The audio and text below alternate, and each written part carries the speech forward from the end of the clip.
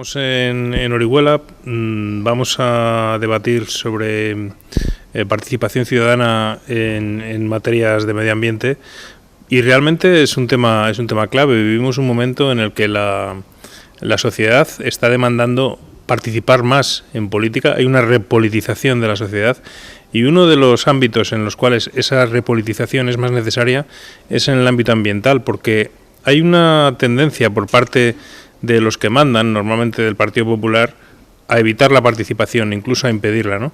Y sin embargo, la participación es fundamental para la política medioambiental.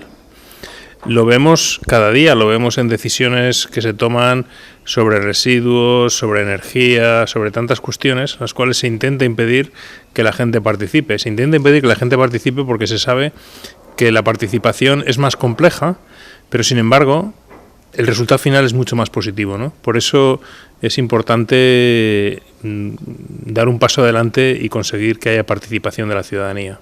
Uno de los aspectos, desde luego, más relevantes para Equo es el modelo energético. Nosotros apostamos por un modelo energético basado al 100% en las energías renovables y, desgraciadamente, el gobierno del Partido Popular lo que ha estado haciendo es poner obstáculos a las energías renovables, impedir todas las ayudas, impedir su desarrollo, ¿no? Con la excusa de que las renovables son caras, cuando la realidad está demostrando que a día de hoy las renovables son cada vez más baratas, ¿no? Entonces el gobierno del Partido Popular apuesta por energía nuclear, apuesta por quemar combustibles fósiles y aportar al efecto invernadero, incluso por la búsqueda de petróleo en nuestras costas, cuando en realidad tenemos una alternativa que la tenemos muy a mano, que es la energía solar, la energía del viento, las energías renovables, y en vez de aprovecharla no se está aprovechando, se está desaprovechando y se está impidiendo por una política errónea.